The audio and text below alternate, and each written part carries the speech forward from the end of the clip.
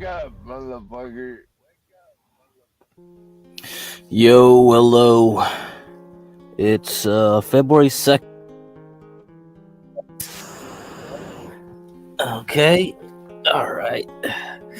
Let's go. Let's get to it. Yeah, I just use AI. I ain't using no Photoshop or anything. I'm not gonna waste my time with effort on that. I just use a Grok or the Nano Banana. I think it's Nano Banana. Or is it Banana Nano? Whatever the Google one is. All right, let's go. Let's do this. So, pretty disappointed today. Like, we didn't get any action during the day. All the action was during overnight, Sunday into Monday, European time, Asian hours. If you were playing futures, it was amazing. If you didn't play futures, forget it. There was nothing to play. By the time the market opened, regular US hours, it was already over. The drop that we should have gotten into today was already finished, and we bounced right back up. So nothing to do, really. So that's very disappointing. Very disappointing. Anyhow, okay, I'm sure Google will integrate Gemini into YouTube so channels can. Yeah, they probably will. StreamYard has an AI thumbnail generator already. They already have AI clip makers. Everybody's doing that. It's like something they'll just do naturally, right? So it's easy. Now, can we get AI to do our trading for us and all that stuff? That's the question, right? I'm sure people already have developed bots and things. I need AI to analyze charts for me, find patterns that I don't want to waste my time doing, and then find me the best trades every day. So that's what we're going to talk about today. Okay, let's see. Let's get it going here. That's what we're going to talk today. Okay, let me see. All right. So the first thing I want to talk about is let's go back and go to the basics. Let's do some math. There are 250 trading days a year. So about 62 trading days a quarter. So this is if you only trade during normal US hours. So about 20 trades a quarter. Okay, I'm going to say. Meaning that I'm not going to trade one trade every day. I'm not going to do multiple trades per day. I'm going to do one trade over several days, maybe a week, right? So let's say I do 20 trades a quarter, only 20 trades. I limit myself. Now, let's say I can achieve 10% gain per trade. And every time I make that profit, I put all of that plus the profit back into the next trade. Okay, let's say I start with $1,000. Okay, and you're going to be like, well, come on, 10%? That sounds pathetically low. Well, that's the power of compounding. Okay, let me zoom in here for you guys. Let me see. Man, I can't. I guess that's as much as I can zoom in. Okay. Now, at the end of the quarter, I reset back to 1,000 starting point. Okay. So I have 4 quarters in a year. This is what I do. And this essentially is how I do things, how I treat things. Like every quarter, I go back and take out my profits and go back to the starting point. That's how I do it. Now, let's say total profit for the year. 4 times 1,000 times 1.1 to the power of 20. Okay, so that's where you get the 20 trades, get the 10%, get the 1,000. You put this in the math, you got $22,910 at the end of every year, okay, as your profit. This is your profit. Not bad, right? $1,000 turns into $22,910. And I just need to get 10%. And getting 10% consistently on each trade is very hard. So you would think like maybe I just get one good trade every quarter and make it like 100%, right? Or something like that. Or do I do very small trades and do a lot of them? Like I do 2% gains and I do maybe 40 trades a quarter or something like that. Okay, you can do that. Well, I'll give it to you like this. So I can just turn the X equals 1000, G equals 0.10, K equals 20. So you could change those numbers to whatever you want. You can do like $2,000 or 5,000, and then you can change it to 0.02 for 2%, and then you change your K to something else, and then you can see how it goes. Now this is ideal, right? This is ideal. These are the ideal cases. So, but this gives you an example of like what is the ideal for a trader. All right, now let's go on from here. I could do some math for you. So I pull out my graphing calculator, do some math.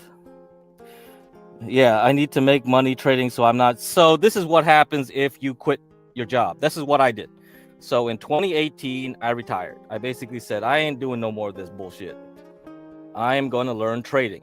That's what happened in 2018. Okay. And I decided, well, I already made a lot of money doing investments. Investments meaning I bought stocks over many years, right? Like Tesla, AMD, blah, blah, blah, whoever. And I had a whole bunch of other ones from way back when. That's fine. That's fine. That's perfectly fine. But once you quit your job and you still want some kind of income, how are you going to do it? Well, you could hope that every year in the S&P 500 goes up 10% so that you make something. That's not always the case, right? Some years you go down, some years you go up. We've been very fortunate since 2008 that for the most part, if you played tech, they've gone up. We're entering a point where this may not be possible. You can't rely on just buying Microsoft, Google, Apple, and Nvidia and all that and just hope they just go up steadily in a straight line. They don't do that. They don't go up in a straight line. So you can't just take profits from time to time to make your quote unquote income, right? That's not a guarantee. So we have to do it this way. Now, again, this is all ideal, right? So I could just change my, parameters here and then do this and that. And I could see like how much I can get. So I could change my G here. So let's say 2%. Let's say every trade I make, I get 2%. All right. If that's even possible. Of course, you'll be trading all the time. And then one trade, you'll be down 1%. The next trade, you might be up 3%. Next trade might be down 2%. Next trade might be up 5%. But let's say on average, they all average out to be 2%. I don't know if that's even possible because like going up and down, fluctuating like that will change everything we're doing here. But let's ignore that for now because this is just a thinking, right? This is just a thought process, a kind of mental game we're doing here to see what's possible in the ideal world. Okay, so I put it 0.2. I keep it at 20 trades a quarter, so I can make about 194%. Okay, at the end of the year. Not bad. That's great. That's amazing. And then you got this purple line, which shows you what you would make, right? Depending on dollar amount. So let's say I do 1,000, then that's what I'll get. If I start smaller, then that's what I'll get at the end of the year. Okay, so that's it. So you can just play this game. You can go to desmos.com and you can play with this. Now, we have to realize this is not reality. It's not reality. We are gambling. So what's the probabilities? Now, you can use something called the Kelly criterion.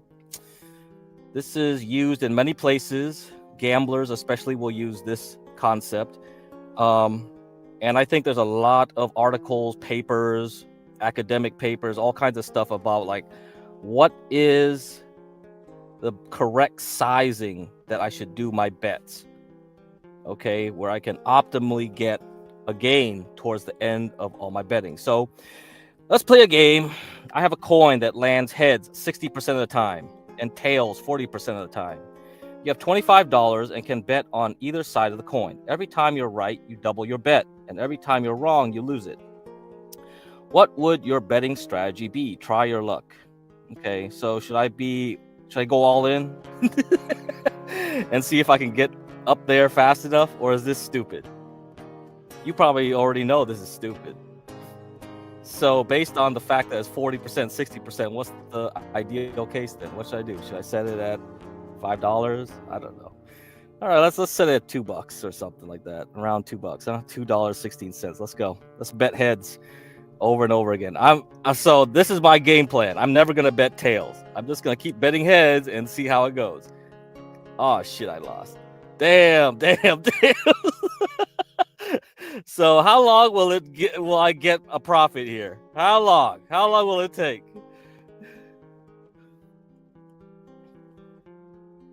Okay, I'm getting somewhere. I'm finally getting somewhere. All right, keep going.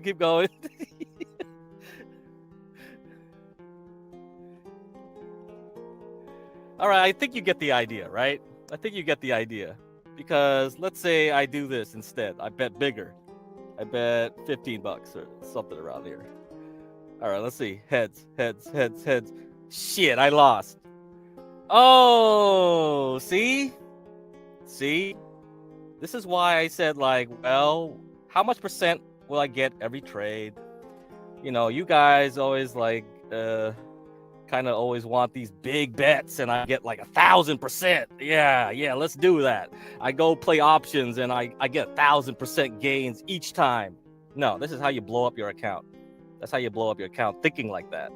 Okay, so if I can improve my odds, instead of 60 and 40, how about like 90 and 10? You know, that will also improve my betting chances of making money. So this is what doing technical analysis can do for you. Most basic technical analysis is no better than probably 60-40.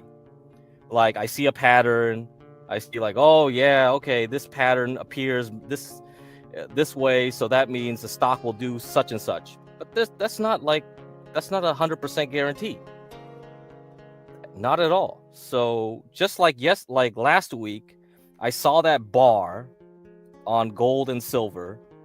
Would I have taken the bet to short the day before that crash happened? So what is the probability of that pattern showing up being fulfilled, right? And by how much? Would it be a big drop, a small drop? I don't even know what kind of profit I would make on it. So these questions have to be answered before I can go back here and improve this ideal scenario, because this is just an ideal scenario where 100% of the time I get some percentage gain. That's not the case. It's going to be like this, where it's just like zigzag. So this mental exercise we did here is pointless. Okay, it just shows you that you can quit your job quite easily with just $1,000 and turn it into like a 23 bagger. Like, if everybody could do this, they just all be day traders. But we also know the fact that like most day traders never win. So this is why like we have to work on improving something here. We have to do better than people that normally read charts or normally just like look at the news or normally just that's not going to happen. It's not going to work unless you got insider trading all the time info, or you're cheating. Basically, you're stacking the deck. Like, who knows? Like the silver stuff, metal commodities trading is easily manipulated in the futures market, especially by the big bankers. They've been caught before. JP Morgan has been caught before. Goldman Sachs has been caught before, but every time they get caught, the traders at the desk get a slap on the wrist by the SEC. The company just denies any knowledge of it, and they move on their merry way and take your money.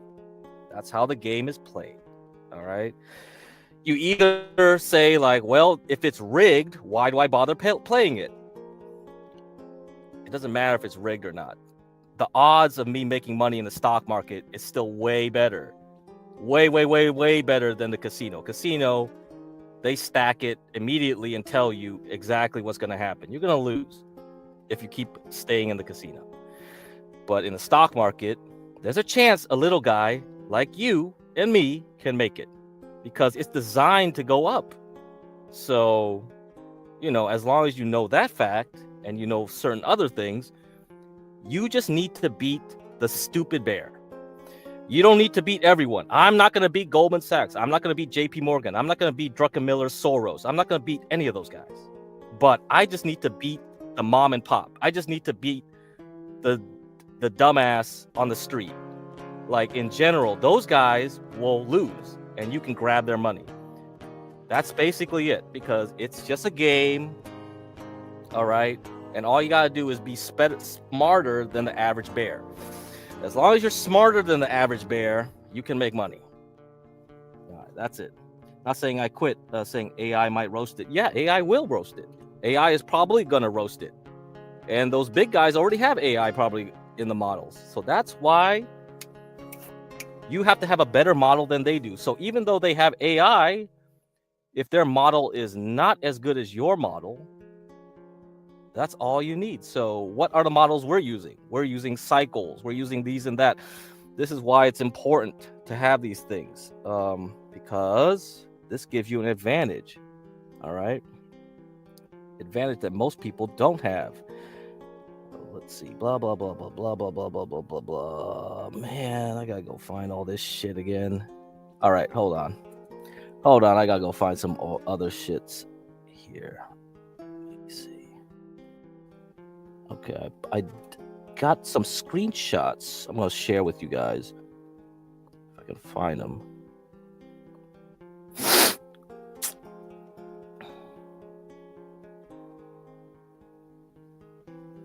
Okay.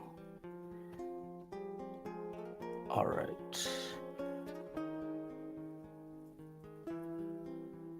Okay. Start with this one. Okay, let's see. All right. Got it. So, this is an hourly cycle chart. Now, usually I never play with these hourly ones, but we have technology now that can do this. So, here is what the model says, this pink line, right? Or magenta, whatever color it is. Look how well it followed the Bitcoin. So after the 13th, it followed that magenta line pretty well. Now, you see that last drop? That wasn't predicted. That wasn't really predicted. If it was predicted, it came a little bit earlier than what was suggested by this model. Okay? So we're getting close. We're getting close to figuring things out here. All right? Now, let's look at something else. Let me look at something else. Okay.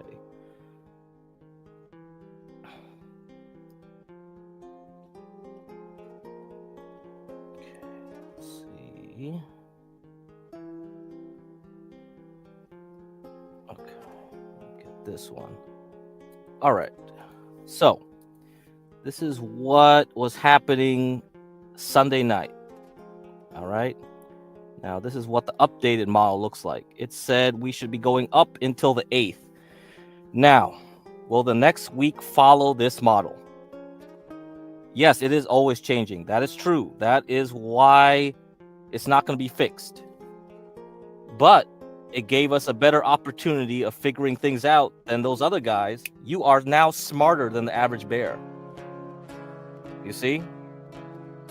It wasn't 100% right all the way through a week, but it was mostly right. And mostly right is still good enough to me. And that's when you know the probabilities, right? What are the probabilities of something happening? Now you know that. Before, it was just random noise to you and me. Random noise means I can't bet. How can I bet on something where I have no idea what the odds are? Now the odds I know. The odds are that Bitcoin is going to go up from here up to the 8th. And what happens on the 8th? The 8th is the elections of the Japanese parliament. So we will have elections on Sunday, which will have spillover effects into the next week. So we will have a nice recovery into the 8th before continuing our crash down. So what does that mean? That means I'm getting ready to short again MSTR, right? I sold my MSTZ ETF, so that means I covered my short at the open in the morning Too bad. It could have been like a nice 20% gain. It was just a 14% gain. Oh, well, I'm out of it. So what should we do now? We should look for other opportunities, other times when we could short and continue the trend down, because the trend is going down. All right. So let's see. I'll show you this here. Let me see. Get this crap up. And then we can move on. And I can play some videos or something here. So here's the current daily chart. We should have been moving up sometime this year, right? But we haven't had that. Now, having these pink, whatever, going down and up doesn't necessarily mean the price is going to down and up. All that means is the likelihood of it going up is higher than going down. But there is a chance we just keep going sideways, right? Up until sometime in April before continuing down. So I'm still thinking the big short in Bitcoin won't come much later, okay? But then again, I might be surprised and see if the NASDAQ collapses and takes everything down with it. All bets are off once the NASDAQ can't hold its liquor. If it starts throwing up, then forget Bitcoin. Bitcoin's going to follow it. Bitcoin's correlation to the NASDAQ is very high right now. Very high. It's not decoupled at all. And now with silver and gold kind of weakening and then oil at play, yeah, I think all the markets are tied together. And they call that financialization, okay? So let me see if there's like, okay, let's see what Google says. What's the Google AI say about financialization of the market? So what does that mean? Financialization, the increasing dominance of financial markets, institutions, and actors over the real economy. See here, real economy has changed modern capitalism. It prioritizes shareholder value, increases debt, and shifts profit making from production to financial trading. It affects households through increased debt and corporations via the financialization of strategy. Key aspects of market financialization include dominance of the financial sector relative to the real economy, corporate management driven by stock market performance and shareholder returns, growth of financial assets in proportion to other types of assets, increased presence of financial investors in commodity markets. Bing, bing, bing, bing, bing, bing. So if you think silver and gold prices reflect supply and demand, that's probably not the case. It just means a bunch of people are just goofing off in there and manipulating the prices for the hell of it. Non-financial corporations shifting towards financial activities such as buying back shares. Yeah, that's a big one too, right? We discussed a little bit of that from time to time. The last time I discussed it was when I read that Russell whatever Clark, I think his last name was, article, blog post. So what's the consequences? Increased income inequality. We got that. Wage stagnation. We got that. A focus on short-term financial gains. We got that. Leading to lower investment in long-term projects. Got that. Higher levels of debt and interconnectedness, which can increase systemic risks. We definitely got that. People are getting loans from Japan to get yen, using that yen to buy Mexican bonds, using the interest that they get from Mexican bonds to buy stocks in the United States. All right, changes in the impact of monetary policy, whatever, blah, blah, blah. Okay, now you understand? Now you understand why everything is a problem now? Yeah. I wonder what happened if the similar could switch probably every... Yeah, I mean, there are. So that one is just a toy example, okay, that people... it's just a simplified example. You can go to other websites. They have the formula fully, and you can fully adjust it and play around with it, and you can go deeper into the math. And there's other criterions too, because like some people say, yeah, the Kelly criterion is too simple, and they have even more higher advanced mathematics. You can see the theory here, right? Expected value. So if you know about probabilities, you know about expected values, you can compare strategies, blah, blah, blah. Here's a table. So, and you can here you go. You can have fun with this. This website's pretty cool. So it's in the description. So you can go to the description, go here and figure it all out. See, he does all this stuff. Nice, very nice, right? Here you go. And you can have something else there. But yeah, you can take all this information, make your own thing where it's not 60-40, and you can figure out what is the optimum there. And it's all mathematical. So, but again, it's just ideal cases, right? In general, it seems like smaller amount gives a percent chance to increase instead of going exponentially negative quickly. That's correct. That was just the whole thing. So that was just an example of it. All right, we're done with that. Okay, let's move on. Let's see what else. Okay, let me talk about George Soros for a little bit. So I mentioned this example before.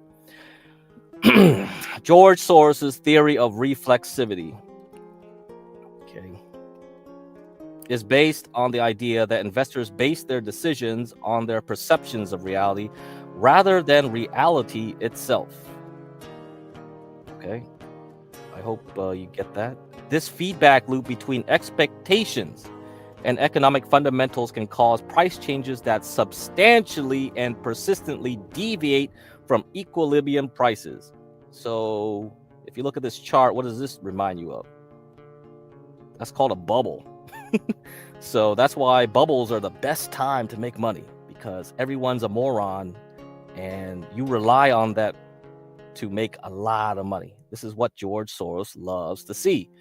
If you see people buying up silver and gold like maniacs, guess what? I love you. It's going to keep going up and up and up and up and up and up until it doesn't.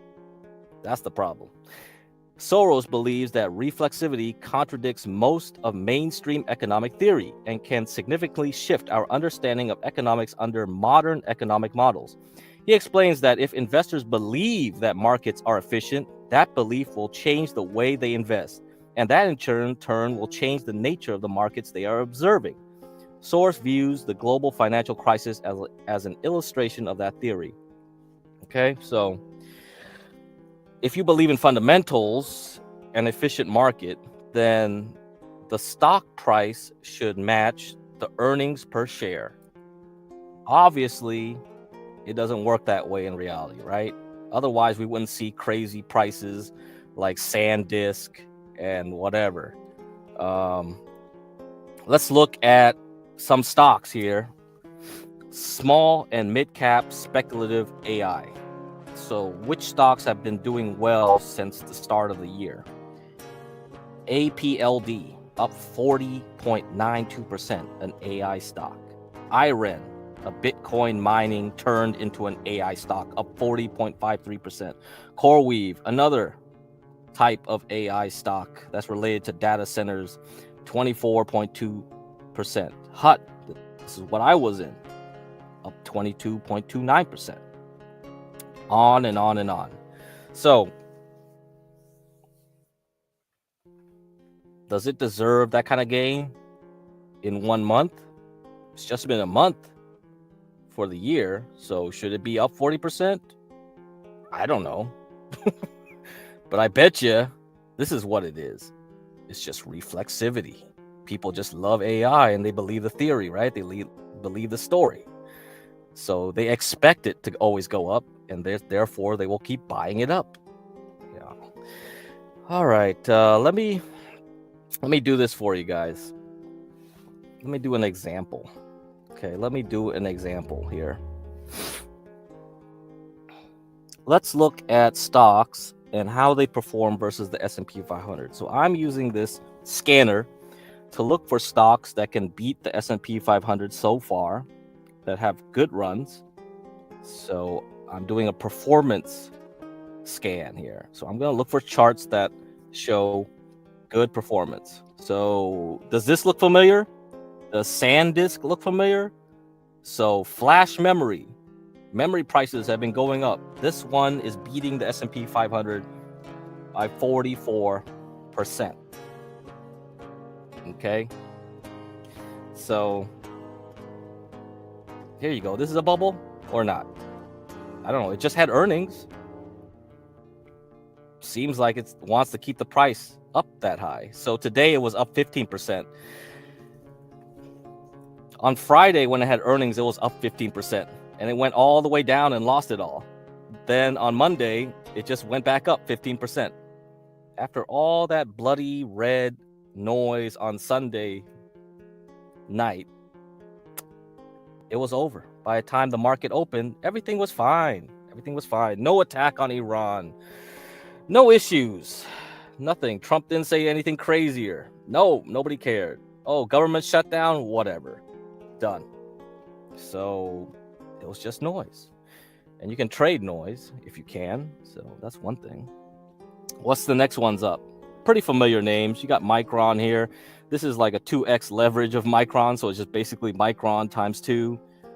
You have one gold miner, silver miner stock.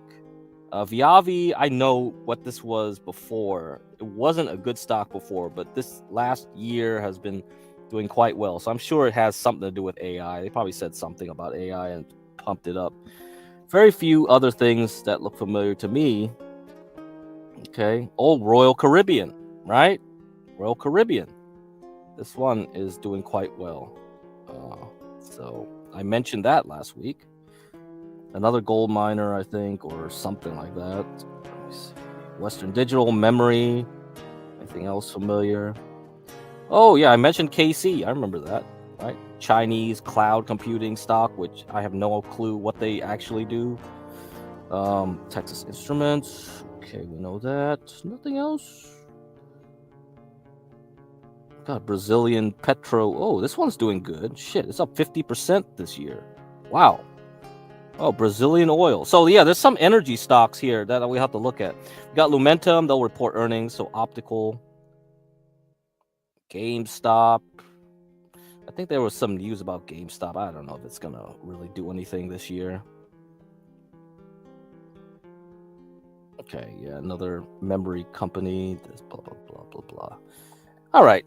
But in general, yeah, very few stocks that will just really beat the S&P 500 completely. Okay, so let me do another thing for you. How about I compare the stocks, okay, of the US to SOXL. SOXL is 3x leverage semiconductor ETF that I use since April. This is pretty much my primary position since then. Okay. And I said my reasoning was that I don't need to think anymore once the breath thrust happened in April, late April. Once that signal triggered, I knew stocks would always go up. So that changes your probabilities, right? So you look at that example with 60-40 for the coin flip. Once you have strong signals showing that the S&P 500 is going to go up 25% in 1 year after that signal, it means that I don't need to worry about a bear market happening in 12 months. So I'm going to pick the most aggressive sector and I'll just leverage that. I'm not going to go around stock picking. I'm just going to do one trade only, major trade only. And if I'm going to do that, I'm going to use as much money as I can. I'm going to dump in it. And that's what I did. I just bought SOXL.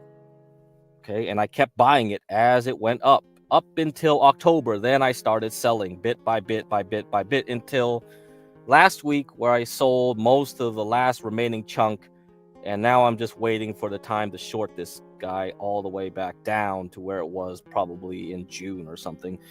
So what stocks beat the SOXL over the last quarter? So last 3 months. So let's go and do this. Let's see what stocks would beat it. Very few stocks here. This list is very short. 12 stocks beat it. SanDisk, again, obviously, duh. It beats SOXL by 34%. MUU, 2x leverage of Micron, beats it by 28%. Viavi, one gold mining, silver mining stock, another memory disk maker stock, blah, blah, blah. Very few other ones, right? So that's the reason I picked XOXL. So when we do this kind of work, when I pick stocks and put it in a portfolio for people, if I'm like a hedge fund or I'm a portfolio manager, I need to beat certain benchmarks, right? Usually people just need to beat the S&P 500. If I want to beat even further other people, other competitors, like, why would you listen to anyone else, unless I could prove that I can beat everyone else? And the only way to do that is you got to find the stocks that can really beat the best performers. And so SOXL was the real benchmark. If you wanted to beat the market from April into pretty much October, November, you need to beat SOXL. That was the one to beat. Okay. And very few stocks beat that benchmark. And the stocks that did beat that benchmark were just basically stocks in that sector, like SanDisk. So this is a really wild outlier, right? This is a very wild outlier. Not many could beat it like that at that level. Okay, now you get it? Yeah, now you get it. That's why I didn't care about gold and silver that much. I was like, whatever, dude. Who cares? Like, you have to really be able to beat semiconductors for me to really consider gold. I mean, gold and silver definitely did well in the past 3 months, but still not as much as semiconductors did since April. All right. Okay, now you understand. Now we have to look for the next hype. So if semiconductors are about to end, we have to find somewhere else to park our money. That's the problem we face.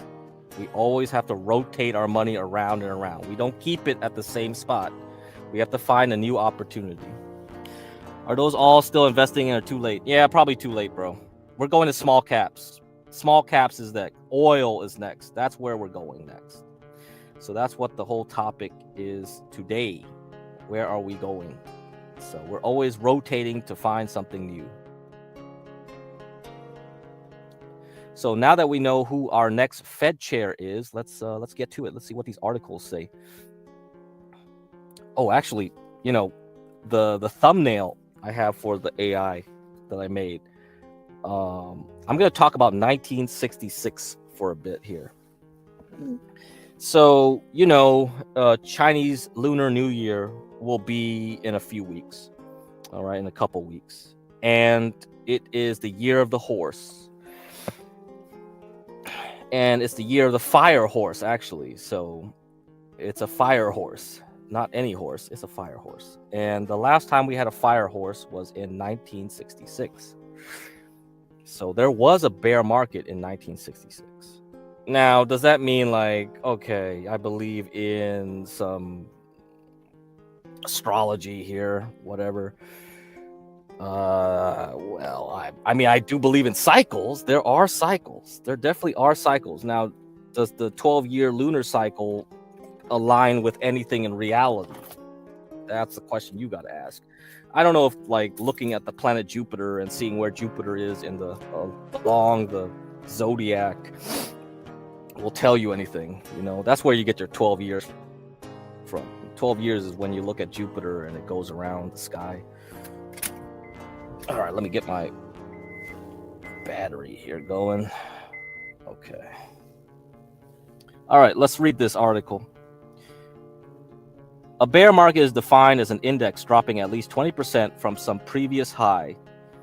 Since 1950, there have been exactly 9 bear markets in the S&P 500 price index, the most common representation of the market. Only one of these dropped over 50%, turning into a stock market crash. Although you might think that bear markets are uncommon, the S&P 500 price index spends 18.19% of the time with losses of 20% or greater for some previous high. Examining past bear markets can help provide some context when we can experience the next one. Okay, the baby bear, the bear market of 1996. On August 29th, 1996, the S&P 500 price index dropped to 74.53, down 20.76% from its prior high on February 9th, 1966. Well, we're about to get to another February 9th, aren't we? And I said the Japanese elections is on the 8th, so maybe that's when we'll start going down. The market had been dropping for 201 days, 6.7 months. It bottomed 93 days later on October 7th, 1966 at 73.2, down 22.18%. Over the next 39 days, 1.3 months, the S&P 500 price index rose and then dropped below the 20% mark once more. After bottoming, the market fully recovered just 209 days, 7 months later, on May 4th, 1967. The entire cycle lasted 449 days, 1.2 years, 240 days from the prior peak to the bottom, and 209 days back to the prior peak. After recovering, the market continued its upward trend for an additional 19 months, 1.6 years. The total 26-month, 2.1 years bull market ultimately peaked on November 29, 1968 at 108.37, up 48.05% from the bottom of the bear market. During the total recovery from the bottom, the markets experienced an annualized return of 20.06%. So for the most part, it didn't do anything, right? It didn't do anything. So most people forgot about this bear market. Okay, here's the chart here. You can take a screen cap of this. This was the smallest bear market since 1950, earning itself the title of baby bear. Although most full recoveries take about twice as long as they spent dropping, this bear market recovered more quickly than usual. It also had the shortest entire cycle of 1.2 years. Here are 4 important lessons from this baby bear. You only needed a couple of years of safe spending in bonds. Having the appropriate bond allocation in retirement to weather the bear market is priceless. All right, blah, blah, blah, blah, blah, blah, blah, blah, blah. So this is just, boomer knowledge, I guess. So this is what you should know about how to weather the bear market. Personally, I would just try to predict where the bear market is going to happen and avoid all of this altogether. But, that's up to you. So here, let me get something else. I have this article here. I didn't put this in the description because I'm just going to read the preamble. All right. So let me see. Okay. You can see this. This is by Ray L. Randall, I guess. L. Randall Ray. Okay. The 1966 financial crisis, a case of Minskian instability. All right, let's see what it says here. The so-called credit crunch of 1966 has long been recognized as the first significant post-war financial crisis and one that required the first important intervention by the Federal Reserve Bank to prevent spread of a crisis. So this is the first time the Fed had to stop something, huh? All right. Thus, the events of 1966 play a significant role in Hyman P. Minsky's analysis of the early post-war transition from a robust financial system toward a fragile financial system. To some extent, 1966 proved to be the first verification of the financial instability hypothesis that Minsky had been developing since the late 1950s, and the events of that year would stimulate further development of his thinking. Similarly, Martin Wolfson begins his analysis of U.S. financial crises with an examination of the 1966 crisis. However, in a recent paper, Professor Dickens argues rather persuasively that during the 3 quarters of a year that preceded the credit crunch of 1966, there was an intra-class conflict. All right, let me remind you, we were reading blogs from Russell Clark. Russell Clark said there's going to be a war between the labor and capital. So people that believe in supporting labor, meaning unions, increasing people's wages, giving people benefits, versus capital, where They try to eliminate everyone and use AI so that they can get the most profit. So there is a battle coming. This sounds very familiar, doesn't it? So the intra-class conflict over the direction of monetary policy, with the large New York banks favoring a coordinated policy of higher interest rates, but lower interest rate ceilings on time deposits, while large regional banks prefer to retain the ceilings out of fear they would otherwise lose deposits to the New York banks. Professor Dickens goes on to argue that the tight money policy, we are in a tight money policy regime right now. Or kind of. It's not really. I mean, the money supply is quite large, so comparing us to 1966 is probably ridiculous in that sense. But for the most part, we are trying to have a tight money policy. At least that's what Powell wants. And now that we have this new guy coming in, he's not as a dove as what people expect.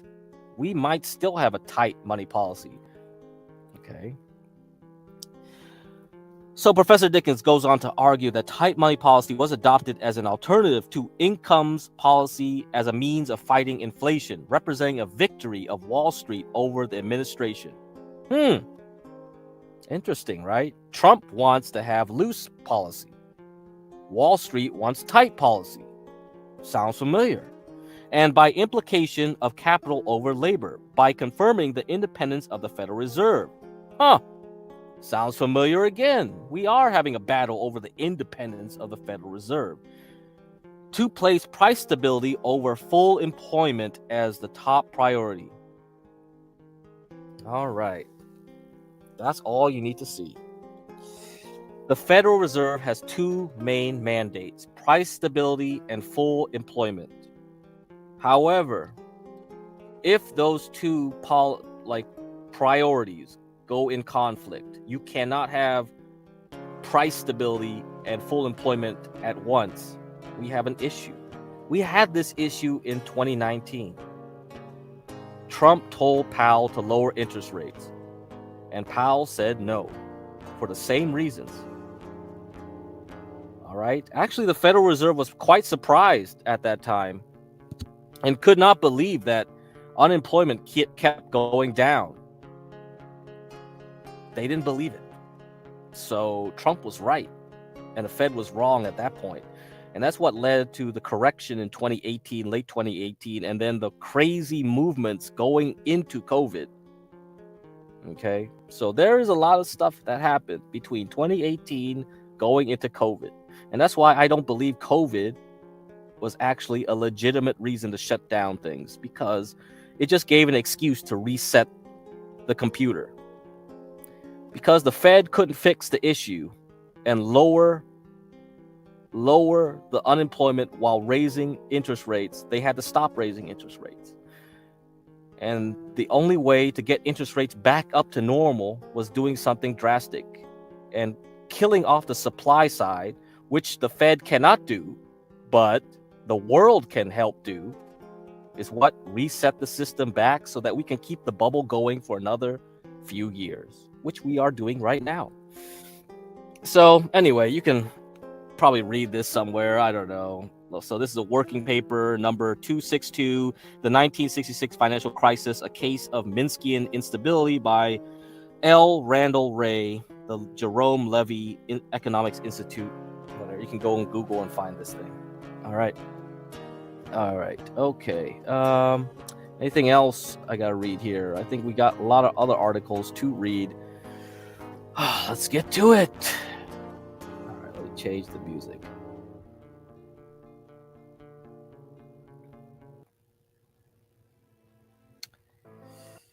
Okay. Let's get here.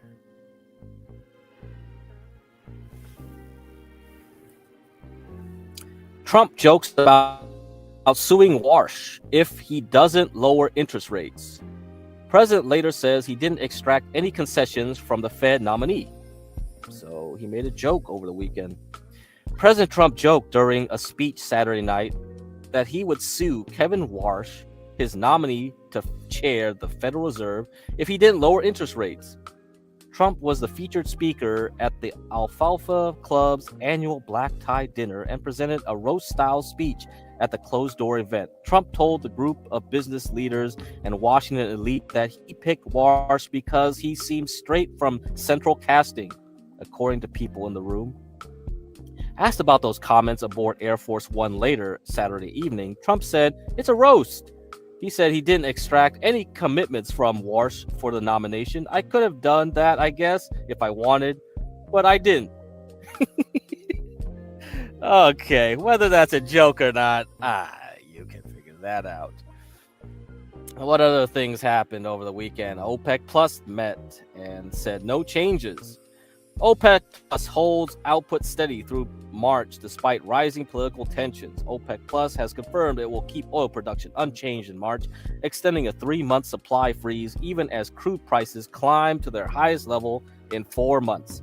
The decision was reaffirmed during a video meeting on Sunday by 8 core members of the group led by Saudi Arabia and Russia. The pause was first agreed in November, and delegates said discussion about policy after the first quarter were deferred until the group's next meeting on March 1st. Okay, well, Donald Trump warned that Iran could face military action if it failed to reach a new nuclear agreement. Even so, the alliance opted not to adjust supply, sticking with its usual practice of waiting for concrete changes in physical flows before responding to geopolitical risks.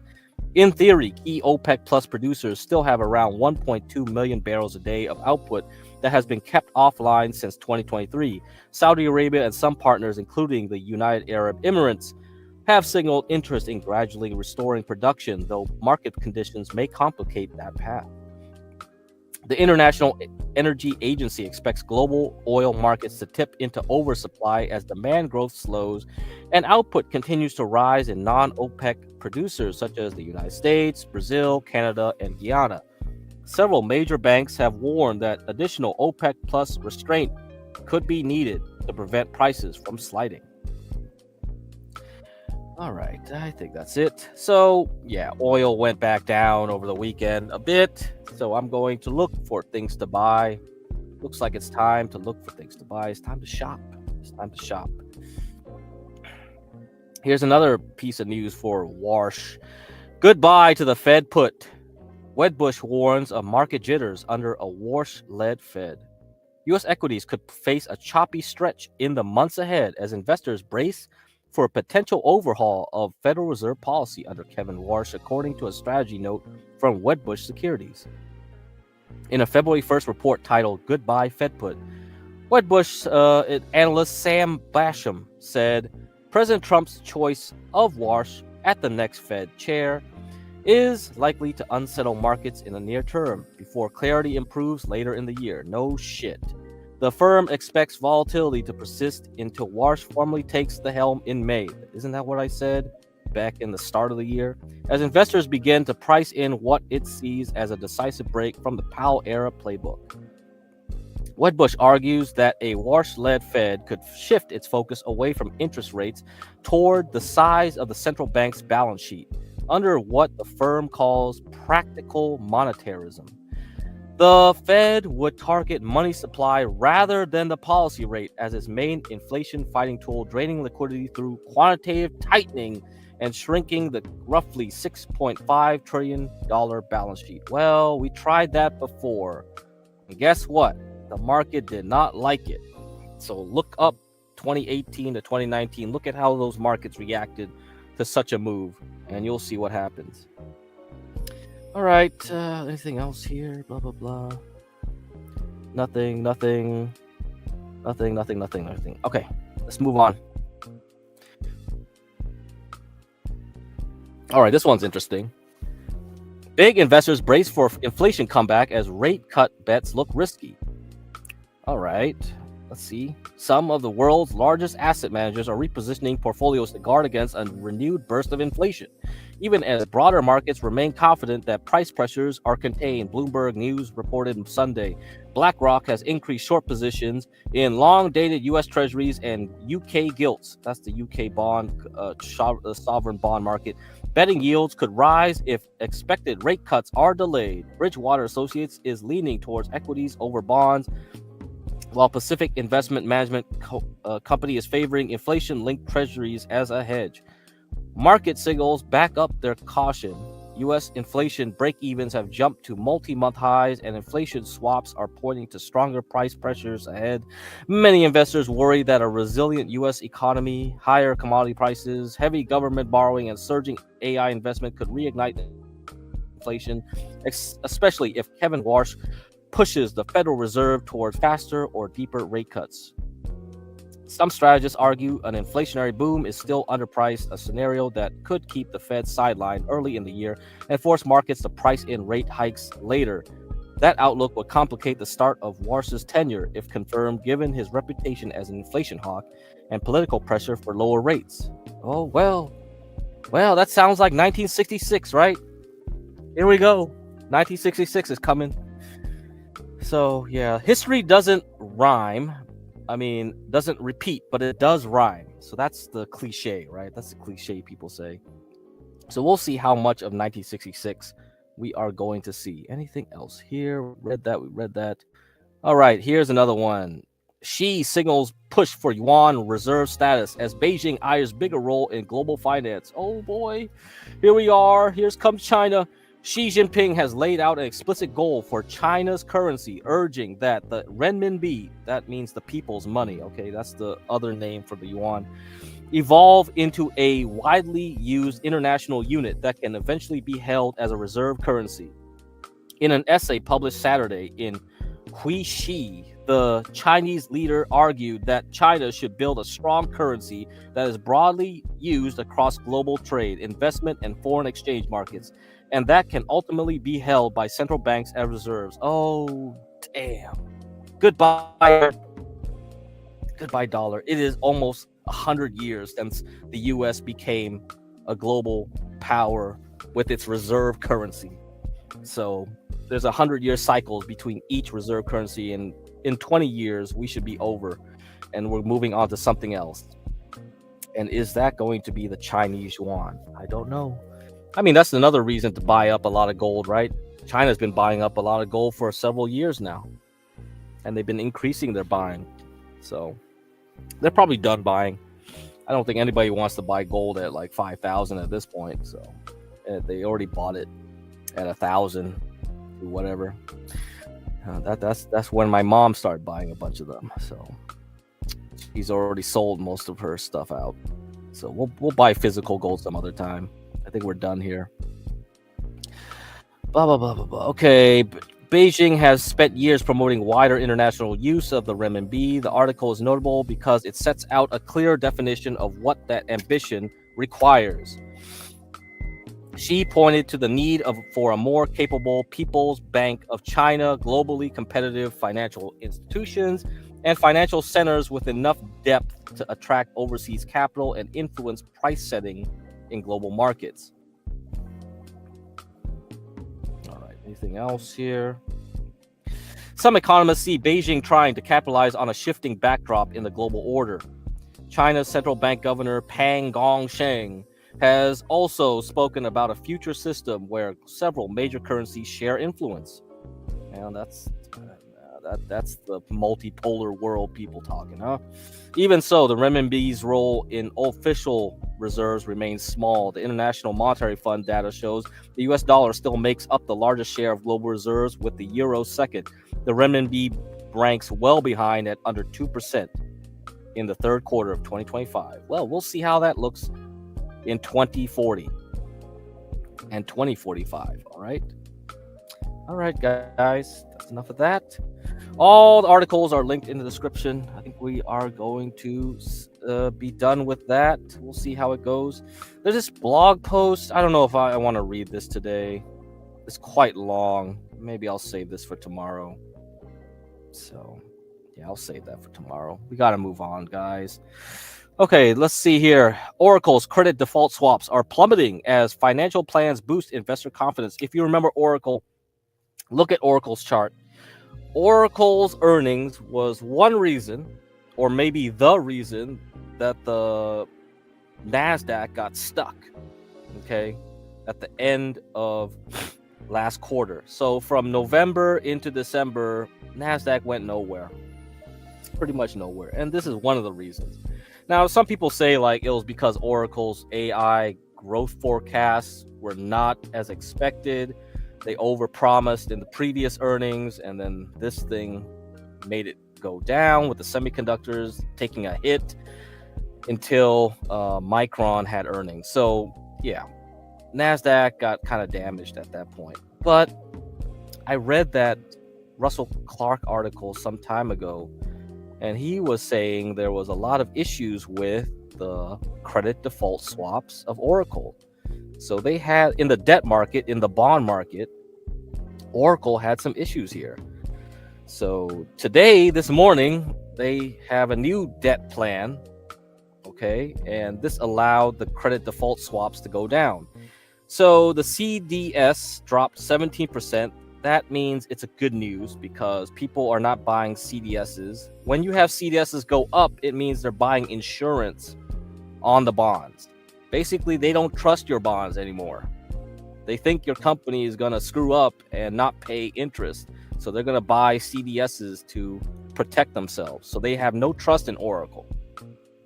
So here we are. Oracle's 5-year credit default swaps tumbled 17% after the software vendors plan to raise $50 billion in debt and equity, bolstered investor confidence that the company will be able to avoid a credit downgrade as it funds its artificial intelligence build out. Are all the companies just getting loans to build out their AI infrastructure? Is that a good thing? Are they overcommitted for this AI stuff? If there's a financial crisis and all these guys can't pay back their loans, will it make things worse? Sounds like 2008 all over again, doesn't it? Instead of real estate, it's AI. I think this bubble is going to blow us all to hell. Equity financing significantly inhibits the downside for credit. Andrew Kex, a credit analyst at Barclays, wrote in a note to clients on Monday. Kex upgraded Oracle's debt to overweight and said that its CDS should compress further. CDSs are like insurance for investors, with buyers paying for protection in case the borrower can't repay its debt. That's what I said. Oracle CDS soared late last year. Yeah, that's what I said too. On concerns that the company's massive data center commitments could damage its balance sheet, putting debt investors at risk. Oracle raised $18 billion in a jumbo bond sale in September, one of the largest debt issuance on record in the tech industry. Uh-oh. The 5-year swaps have been viewed by the market as a way for investors to hedge their bets on the AI boom. Oracle has been caught in a peak fear cycle for the past couple months, with the market reacting negatively to virtually any headline, wrote Kex. That's right. Stomach's weak. It's gonna puke. Any bad news could blow everything to hell. Oracle said on Sunday it planned to raise $45 billion to $50 billion in debt and equity this year to build additional capacity to meet contracted demand from its cloud customers, which include NVIDIA, Meta, OpenAI, and Elon Musk's xAI. Using equity as a lever is a notable signal to bond investors that the company isn't solely reliant on debt. So they're going to put out more shares of stock, keep those bond investors happy here. That's basically what it is. Okay. All right, here we go. Here's another article. Done. Okay, 1 hour done. We're not going to read any more after this. Steepening yield curve, good for small caps. So I said we're going to energy, we're going to oil, we're going to gas, we're going to small caps. Okay, we're going to small caps too. So those are the areas we're going.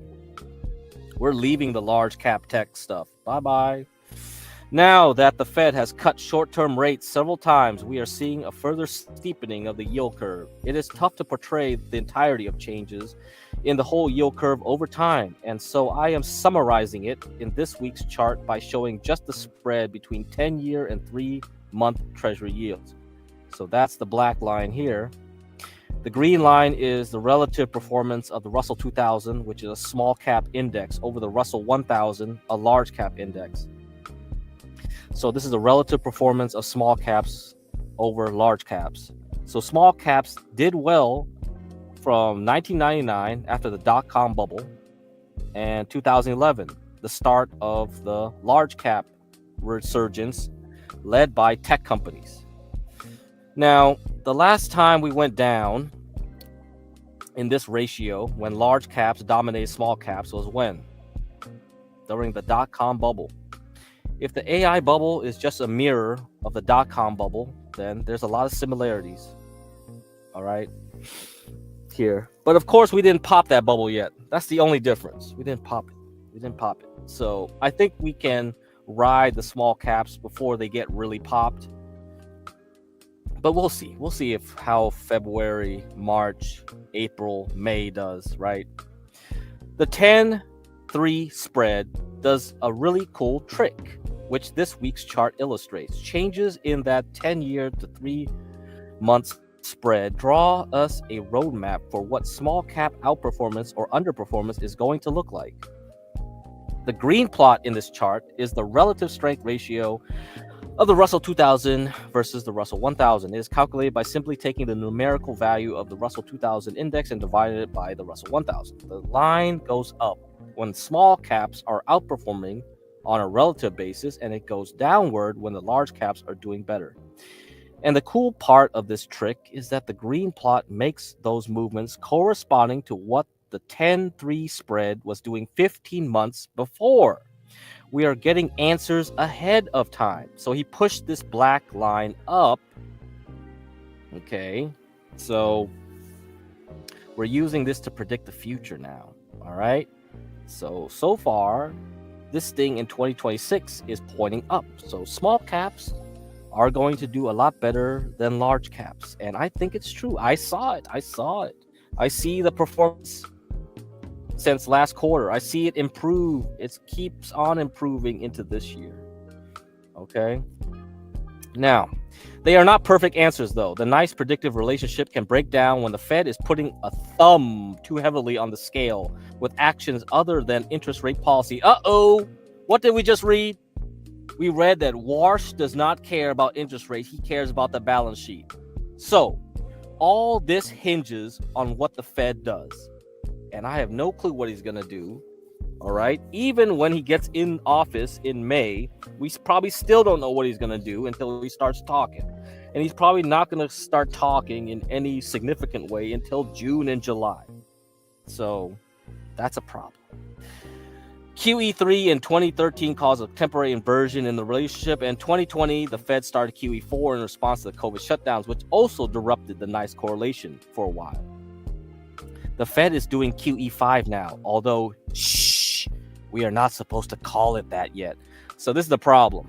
We're getting Warsh coming in. He's probably not going to continue what Powell is doing. So this quote-unquote QE5 we're doing now, which is not supposed to be a QE5, and we talked about this some streams ago. They called it in some weird name, and they said, like, that's not QE.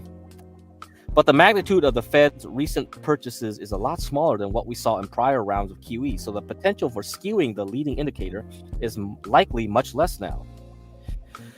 The Russell 2000 to 1000 relative strength line bottomed in July 2025 and has been rising since then, as small caps have started outperforming again after a really long period of underperformance. Seeing what the 10-3 spread has been doing, its message is that we should expect small caps to continue outperforming for at least the next 15 months. We do not yet know the end point of that projected small cap outperformance because we have not seen a topping out of the 10-3 spread. So to be determined, right? To be determined. Think you'd be able to short or put the bubble as it pops, or would it happen too fast? I have no clue, man. Everything is different, right? Nothing is going to be exactly the same. If people are expecting like a .com to happen exactly like it happened in the .com bubble, I don't think so. Things are a bit way too different now. We have QE, we got balance sheet issues, we have inflation. Yeah, stuff that we didn't have before. Global orders changing. You have to remember the .com bubble happened during a time of globalization and bond market bullishness. So the bond market is no longer bullish. We're in a different regime. And now we have to worry about like the yen and the US dollar and all this stuff that we didn't have before. The yen carry trade is a big factor. So there's a lot of things that are different. So it's not going to be exactly the same for sure. And the hoarding of metals, which is another different thing. Commodities did not have a bull market until after the dot-com bubble. So after the dot-com bubble popped, people were buying gold and silver and real estate. Okay, so yeah, so gold and silver were very underperforming assets during the dot-com bubble. That's not happening now. AI wants you to have more commodities. They need energy. They need water. They need silver. Okay, silver is a big, important component in a lot of electronics, solar cells, and other things. So yeah, that's not happening this time. So there's a lot of differences. Okay, we're done here. All right, let's stop sharing this. Let's play a video. Take a break. All right. Let's see what do we gotta watch. I think this is pretty funny.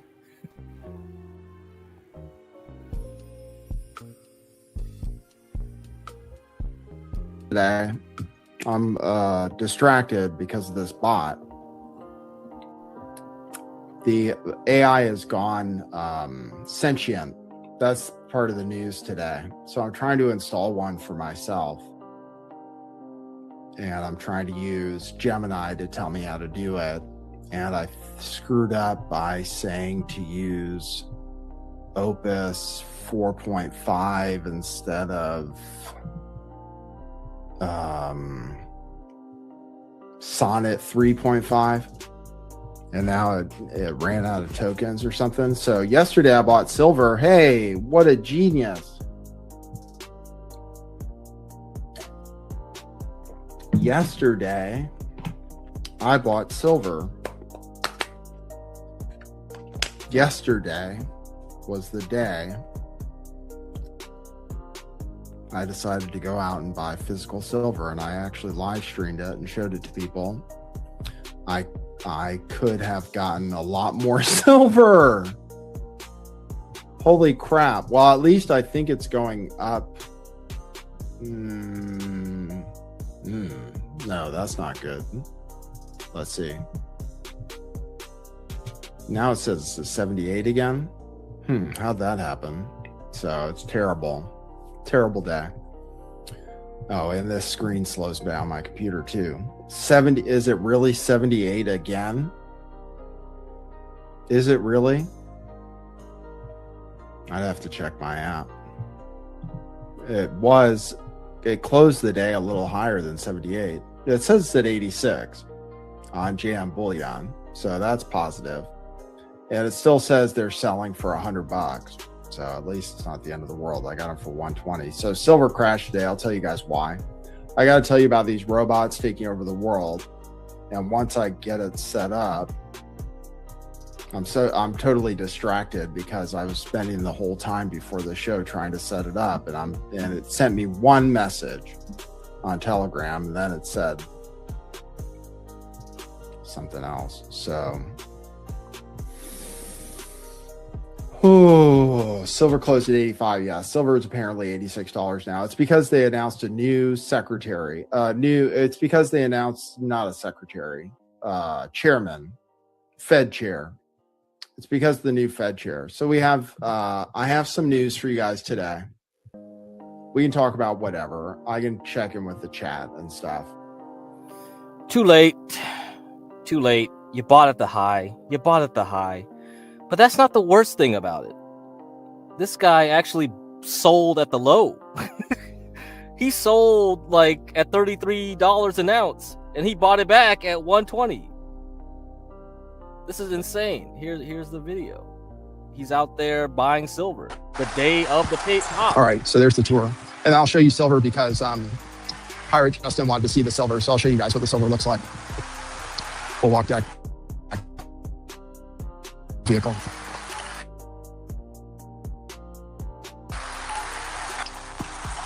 At least I did something.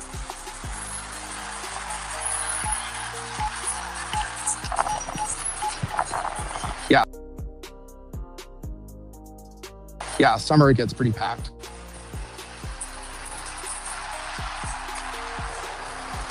Hey, thanks guys. You guys are cool too. I haven't done a walk and talk stream for a long time. So I bought silver. What's the price? Anybody want to tell me what the price is now? Hopefully it's gone up. I think they're going to run out of physical silver. That's what the insurance is for. If the exchanges run out of physical silver, then instead of everybody selling silver, everybody's going to want to buy physical silver. So even though the price might go down 50%, which it really might, I still bought some today.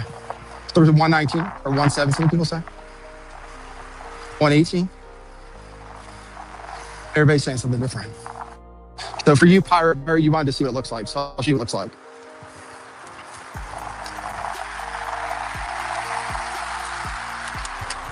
Walking down here.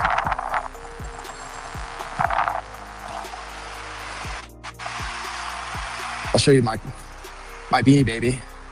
That's my Beanie Baby in my car. I bought a car when I was insane, or I leased it actually, which was kind of stupid, but it's kind of a nice car. Oh, okay, here, I'll show you guys.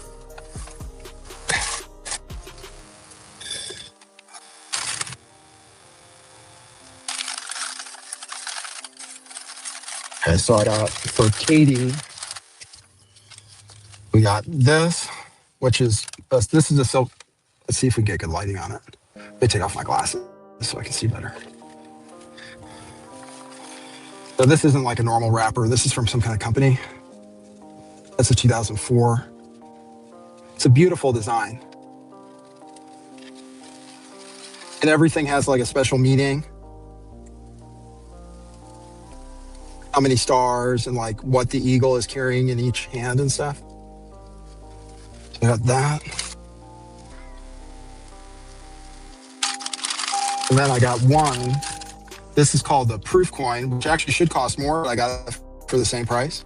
The proof is mirrored. So if you want one of these from the US government right now, you would have to pay, God, from the usmint.gov website, I think these are like $200 right now, or $180 or something.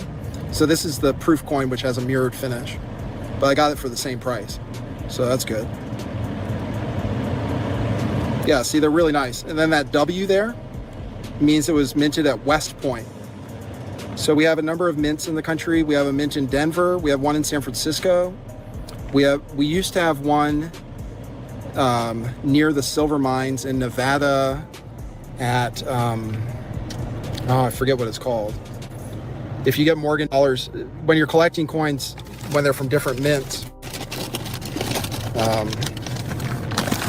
why am I keeping these in my car? Well, it's safe around here. And then this is how you buy them in bulk. All right, just to clarify. So this dude lives in Pismo Beach, Central Coast, California.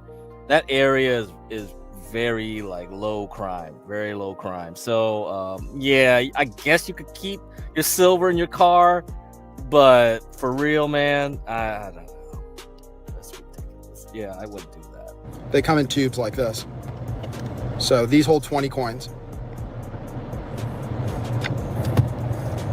So this is what it looks like. So these come from the US government, Treasury, United States Mint.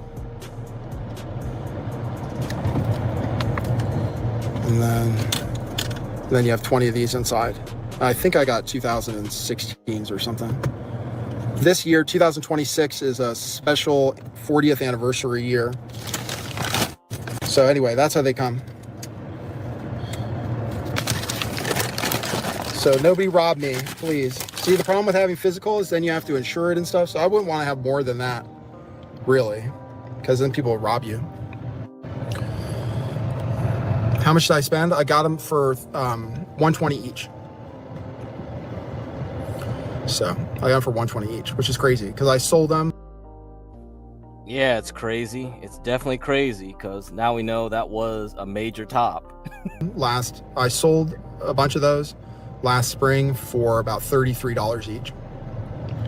So, and I think So he had some silver before. and he sold it at 33 when it was just about to get to 40. Once you crossed 35, it was boom. I was like, yep, we're riding. He just sold just before it was getting ready to go. What the fuck? I really think they might crash. I mean, like I said, I almost turned around several times. Well, yeah, really it did crash. But and I can't sell them. Now I can't sell them. Yeah, because when you go to any establishment and you ask the guy, hey, if I buy from you right now, can I sell it to you the next day? And they tell you no, that means the owner already knows, like, hell nah. Whatever you buy from me, you keep. Because they know it's a damn top. I wanted to. Yeah, at least at this coin store, maybe not anywhere. So, or at least not for close to what I bought them for. All right, Gina, good seeing you. So anyway, that's our silver tutorial for today. So yeah, if you want to buy silver, those are the best things to buy. That's all. They're the most liquid. People want them the most all over the world. Gold's at 54.76. Oh, good. Thanks, Rocky. Good. Yeah, everything crashed today. Oh my god. I mean, the guy leases his car, so that already tells you the financial literacy of this dude. Okay, whatever. This is ridiculous. Oh fuck it. I can't.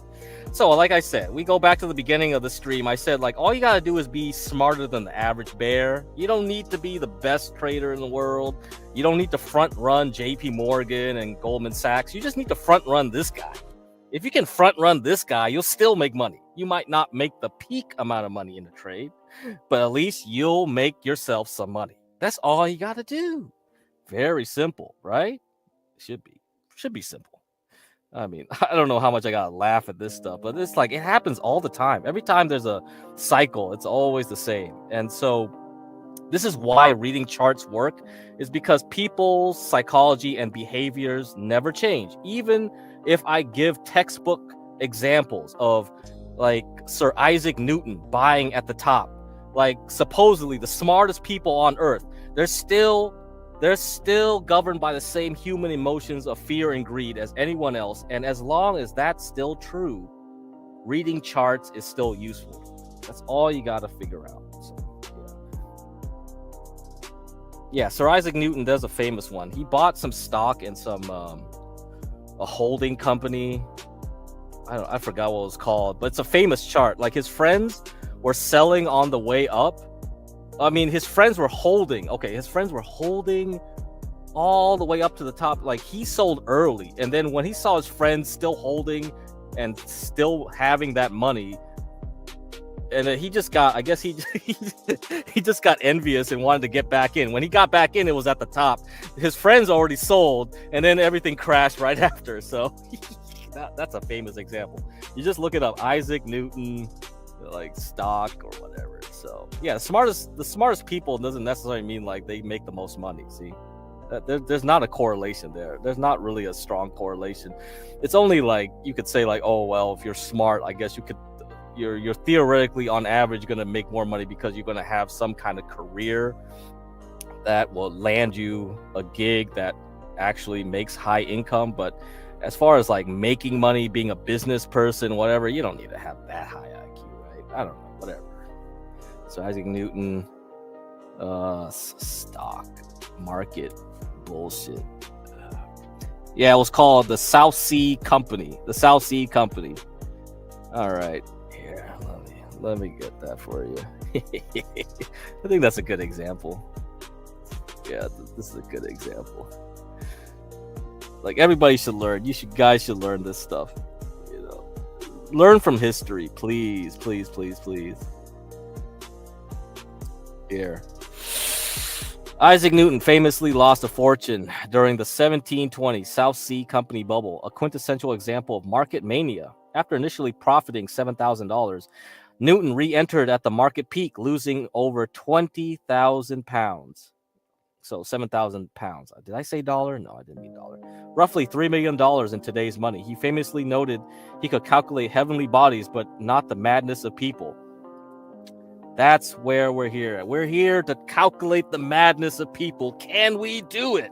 if we can make some money. So George Soros already told you guys his thing. He calls it reflexivity. So that's one thing. So anyway, yeah, I think there's some people have some images of where he bought and where he sold with it compared to his friends. Like this one. Yeah, there we go. Oh. Here, do we have a larger image? I guess not. I guess I gotta read this low resolution thing. Newton invests a bit. Newton exits happy. Newton's friends gets rich. Newton re-enters with a lot. Newton exits broke. This is perfect. Yeah, man. So, you know what? Learn from history, guys. This is what happens when you become a artard right here. This is artard. So, and this is why you gotta read them charts, man. Read them charts. You don't want to be this. You don't want to do that. Okay.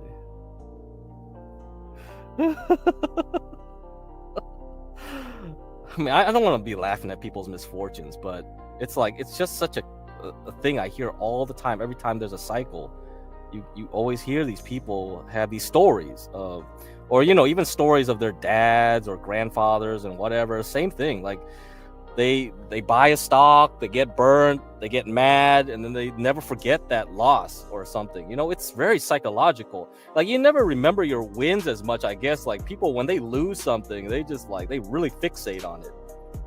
Okay, it's crazy how the human mind works.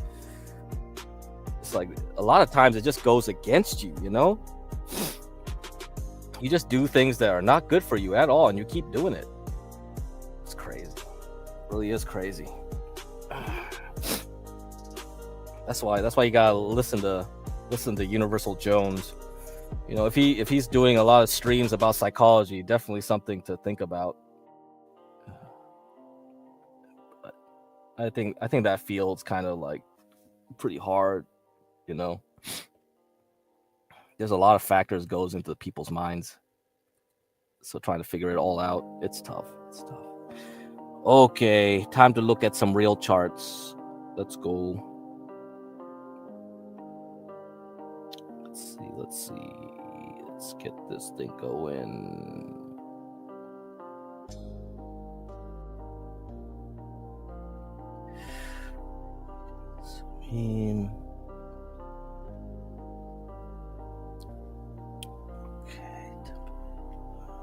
Okay, hold on. StreamYard's acting funny. Okay. All right, working again. All right, let's do this. Something's came on my screener. I saw Freddie Mac and Fannie Mae. Like these are preferred shares. I've been seeing some interesting action since last week. So I'll talk about those some other time. So if somebody remind me about Fannie Mae, Freddie Mac. We got to get in this thing here. It's been dropping since October, but it looks like we found a bottom here at 10 something on Freddie Mac. So yeah, these are kind of like the penny stocks that might be worthwhile getting as we get a new Fed chief and all this stuff. Yeah, I'm looking at real estate type stocks. We're gonna have to see how that goes. That might be the place to hide out. But in any case, let's see what happened today. SanDisk. As you can see, after earnings, it had a pop. It lost a bunch of that, and then we recovered. Okay, so I don't know what this means. People still want to buy this thing even after earnings. I guess they're happy with holding that stuff. The steel stocks still improving. Steel up here, so Steel Dynamics, STLD up 3.89%. Nucor up 1.8%. Chart looks beautiful. So after earnings last week, we still see improvement. So even a drop, somebody is buying this stuff. So always look for stocks even after earnings. Look at it a week or two after. Look at how they behave.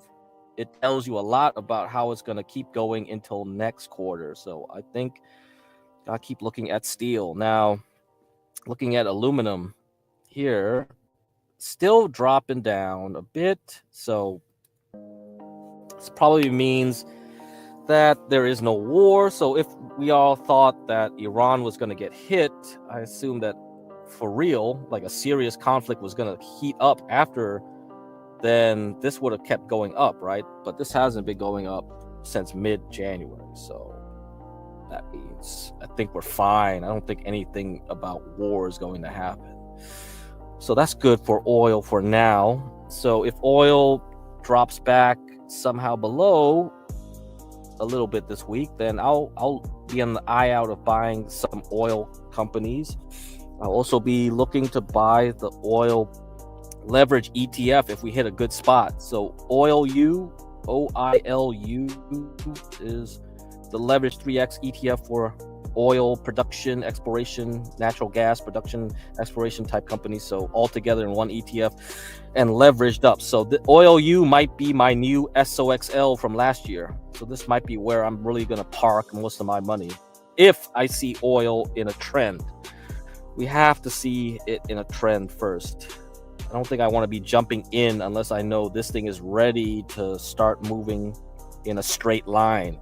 If it's just going to keep goofing off here around 60 to something dollars a barrel, then I'm not going to really pay too much attention to this, and I'll just focus on single stocks. Okay, that's about it there. Okay, anything else here from last week? No. Okay, so let's look at the earnings for this week. So we had Disney earnings, terrible apparently. So we dropped to 104. This stock is not interesting to me. Ever since April, you see it goes down to 81, it goes back up to 122, and it just tapers off. This thing is still in this long sideways pattern since dropping from 2021. So $200 all the way down to a low in 2023 of $80. So it's still in this range. Not interesting. So I'm not sure what to say about this. Palantir had earnings. I think it's up 7% after the market closed. So let's say it gets up to 160 something tomorrow. I'll watch what it does.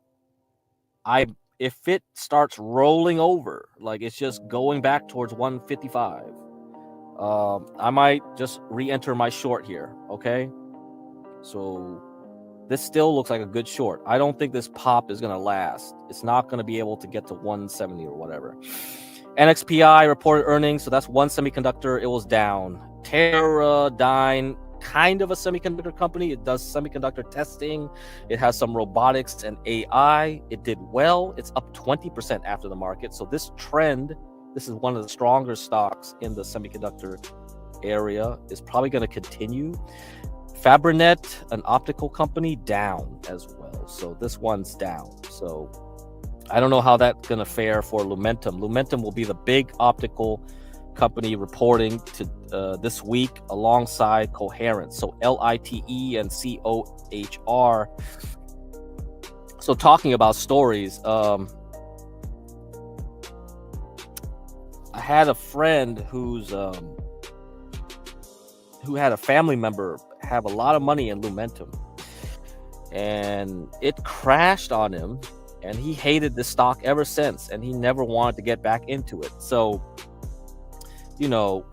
if that dude bought it at $50 in April, it's up $400. I'm kind of wondering if this dude looks at this company and is tempted to buy while it's high, and he's gonna go through the same trap. He's gonna go chase this thing, and it's just gonna roll over on him into May. So again, I don't take things personally. I don't look at stocks as a personal thing. If it goes up or down, whatever, if it goes against me, it goes for me, it's immaterial. This is not something to get passionate about. All right, so you should check your emotions at the door when you're trading or investing. Rambus, this is a kind of a semiconductor company. It's mostly a patent troll. They buy companies that are about to go bankrupt. They take their patents. They start suing people. It's really a garbage company. I have no idea why it still even exists. But hey, well, it's down 20% after the close. So it's an interesting one too, apparently today. So for some reason, it would have been a good day trade, actually, if I knew it was going to do this. It went up 8%. It went back down. So you could have longed and shorted in one day. It went round trip. And then if you kept a short on it for the next day, it's down 20%. So whoever is goofing off in this stock probably made a bunch of money doing the round trip day trade plus short. Crazy. All right. Tomorrow morning, we'll have Merck and Pfizer, MRK and PFE. We also have Arthur Daniel Midlands. I think this is a fertilizer company. So I kind of like fertilizer from time to time, you know, depending on the food cycles here. We might be entering a time when people need to grow more food. This might get into more demand. It was also pretty good trade during the Ukraine crisis. Ukraine had a lot of chemicals needed for making fertilizer. Okay, nitrate, I believe, is one of them. We also have PayPal, I think, reporting. AMD and SMCI will report after the close, and Light. So that's Tuesday. All right, after the close. So those are the things to watch. Anything else? Let's look at how's the NASDAQ doing overall. It's looking like this. It's still above this box rectangle, above 624. Looking okay to me. No signs of anything. S&P. It's still above the gamma flip line, I believe. Yeah, I think it's fine. Safe. It's safe. No problems here. And let's look at SOXX. Look at the semiconductor ETF. We're looking like a range is building up here. So above this 343 area to about 351 area, we're looking like a range. So this green candle, high volume, is interesting. It took a lot of volume to push it back up here. So if it rolls back over and it's very low volume, it's easy to push it back down, then that tells me that the people who were in this green candle were selling during the first hour of today. They were not buying. So that's a bad sign. It should easily just roll back over and come back down to 311. So I'm looking to short. Okay, I'm looking to short. That means we're going to look at SOXS. I tried this already before here when it got down to $1.90. It came back to $1.90 and went below it. I got out, and now I'm looking. It's back at 184. I'll try it again. Let's try this one again. So as long as it's below $2, I'm interested in getting in and building a position from here. Okay, so SOXS is 3x leverage short semiconductors. That's what I'm using to short it. You can short however you want to. You got puts, you got calls. You can sell your calls. You can buy puts. You can do whatever you want. And maybe you even want to use Micron to short. Maybe you want to short the big guys like SanDisk and Micron. Short these two. All right. Micron won't report earnings until way later. Way later. We got like maybe a month and a half before Micron reports. If these things start rolling over before Micron reports, Micron will probably just get hit just the same, and it'll be easy to roll over because people don't want to wait until Micron reports, right? And SanDisk up here looking very volatile. Volatility means there's a lot of people putting in options on this guy, which means it should be easy to pump, but also dump. All right, so there you go. What's up, Dalmatian? I'm wrapping up now. I think I talked about everything I need to. Oh yeah, MSTR. Looking at Bitcoin itself. Let's see. I did not get in my short again, so I got out here. Okay, so this looks pretty solid as a short because it could not get above this 78-minute 18 moving average line here. All the lines are going below 155. This is still below 155. Not a good look. It's going to 100. Okay, so let's look at the weekly. So 108 is the next target. If this thing can't pull itself together this week, yeah, that's it. That's it for Bitcoin.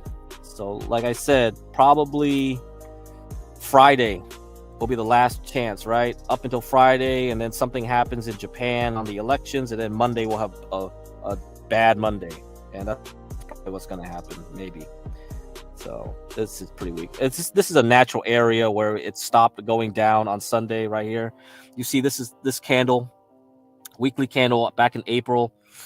The low here was like 74,700. So it touched right back there, and it's probably not going to make it far, and it's just going to roll over again, I guess. Okay, let me review what happened last night, a little bit on the futures. So most of the action was in the futures market. So you can see here,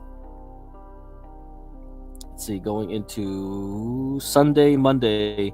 So right after, let me change to hourly. I'm not using 78 minutes on here. So right after like 3 hours, you see this, you would have shorted.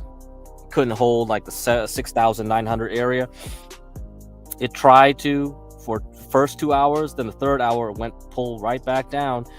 You probably could have shorted the futures, gone all the way down here, and this level at 68,700. You can see right here, right? Like it was tested before in the futures. So it makes sense. Like right after that, you see it trying to move back up. So you probably would have got a long here and rode it all the way back up to 7,000, whatever. That's a lot of money. That's a lot of money. When you do futures, this is a lot of money right here, going down and up in this fashion. Yeah. And so by the time the market opened, it was done. You already did your round trip. If this thing happened during market, I would have done it. But because this thing went overnight, there's nothing to do. So I don't play the futures overnight. So that's it. That's a big gap. That is a hell of a lot if you can hold out all the way. Yeah. All right, guys. We're done with that, man. Let's see what happens the rest of the week. Looks like it's going to be boring because all the fun was happening Sunday to Monday overnight. We get no fun during the day. So that's why I didn't bother going in the morning. I woke up. I saw it was completed. I said, whatever. I woke up a few times. I was like, midnight Eastern. I was looking at it. Then I went to take a nap. Woke up like 3 a.m. Eastern, basically. And I saw TK streaming, watched it a little bit. And then I went back to sleep. Woke up like an hour before open, or 2 hours, and saw it was pretty much recovered. I said, yeah, that's what I expected. All the fun was happening overnight. So the Asian and European markets had their fun. We get nothing. We got nothing. Lame. Would you say the biggest takeaway are SOXS, short semis, and UwU? Yeah. That's what I'm looking at right now. SOXS, I'm only gonna do for like a week, okay, or 2 weeks.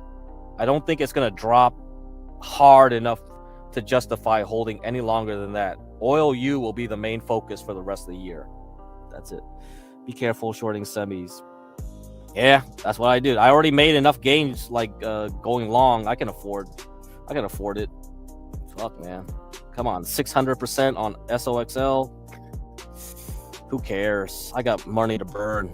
I mean, I already waste enough money with paying like stupid ass Thorpes and and Jeremy and all these people. What do you think I care? Yeah, who cares? Like, yeah. So, we got time, man. We got time. These things move like crazy. Maybe I'll do a cycles analysis of SOXS, like use 1 hour chart or something. We'll see. I don't know. I mean, it's just boredom. I'm not like seriously gonna like put a lot of money in a short, but It's like I know like the market's gonna roll over. I can't do nothing until May to do new longs, right? So that spends most of my time. So when you're a real trading like connoisseur, you're not the guy who just goes every day trying to find a trade. I don't do that. I just watch it for a bit and I'm done. Like market open, I'll watch for an hour before, into, and after, maybe like, so 2 hours wasted. And then before the close, I'll watch an hour before the close, and that's it. I'm done for the day. And since I'm Pacific time, I'm done like at 1, right?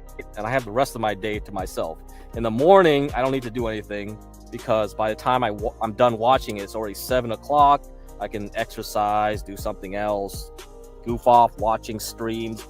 And most people are in the Eastern time zone. I can align how I watch, all the crap on YouTube for entertainment at the same time. So yeah, that's why it's easy.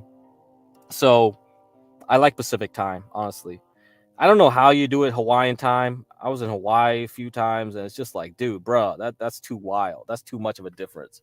Makes no sense going to Hawaii and doing it, unless you like just trade overnight, go surfing during the day, go back overnight. I guess you could do it that way, but I ain't doing that shit. Fuck that.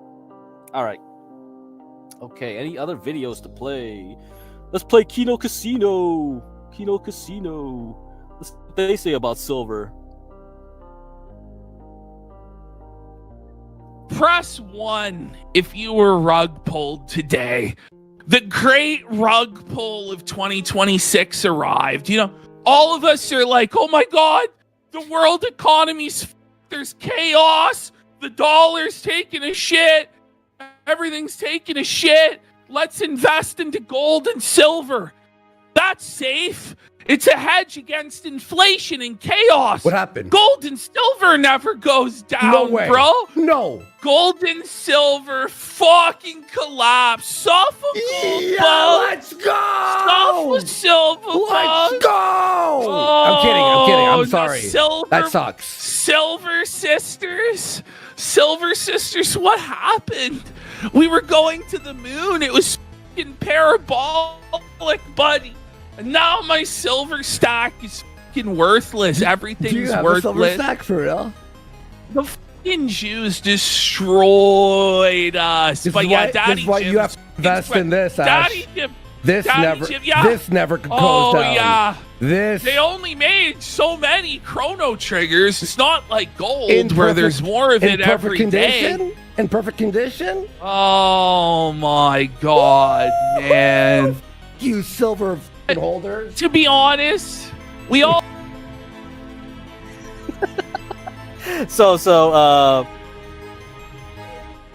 Okay, Jewel. So, you saying PPP's voice is annoying, or Worski's voice is annoying, or both?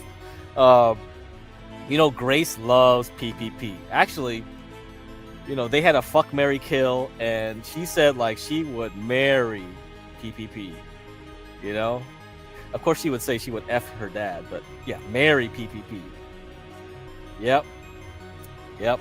She loves, and it makes a lot of sense, I mean, these Zoomers, they love this type of attitude. Yeah. So I was a connoisseur of PPP. I watched him before he became this way. So maybe one day, Dead Man ain't streaming no more. I wanted him to cover the lore. I don't know if I can find like old videos, but the history of this guy on the left is fascinating. I should have known it was.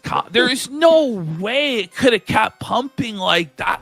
But this correction, bro, they wiped out like $15 trillion of value in like an hour. What? Like what? But what happened exactly? Well, what happened is a bunch of Jews decided that they were going to rug pull everybody and steal their money. I knew it. Is what happened. When Gabe was DMing me about buying silver, I'm like, I know this is a scheme. We all know what fucking happened. Gabe Hoffman made the call. Mm-hmm. He's like, they bought it, dumped it. Like, This is once the normies started being like, oh boy, I'm getting into gold. They're all buying their worthless paper fucking gold voucher, their worthless silver gold. I own gold, Daddy. You don't own fucking shit. And you were painfully fucking spent today, buddy. Speaking of financials, so man. CtC f***ed up brutally, right? They're down like 17 billion. Did you hear Microsoft went down? What was it, 48%? I saw Microsoft. Buy. Are you buying the dip, buddy? No. I don't know where they got that Microsoft number from. That's wrong. All right, so Dalmatian, all I heard was that her streams today were about you. I didn't catch any of that stuff. I mean, I tuned in, but I didn't like pay attention or whatever. But OPC clipped something where in one of her streams she said she did. I'm sure like she took down her other streams like those streams are gone. So I don't know what she said. But yeah, I assume she did. All right, you'll say you'll leave her alone. All right, that's good. I don't know. Yeah, you gotta ask those other guys. Those guys follow everything all the time, right? I'm already tired enough trying to follow like the Jeremy stuff. It's like, what the fuck? Everything keeps shifting out here.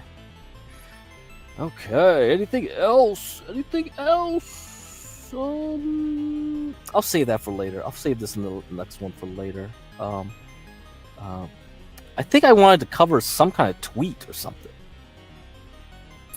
Man, let me see if there was a tweet I wanted to cover, or several tweets. Let's see, and then I'll let you guys go. It's 2-hour show, good enough for today. We'll get ready for the rest of the week.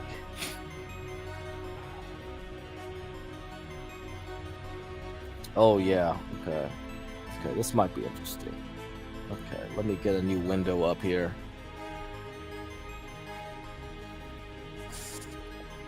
Okay, and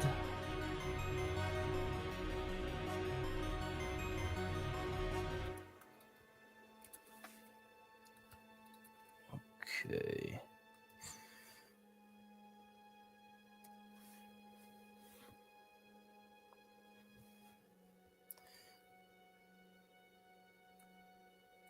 All right, let's load it up.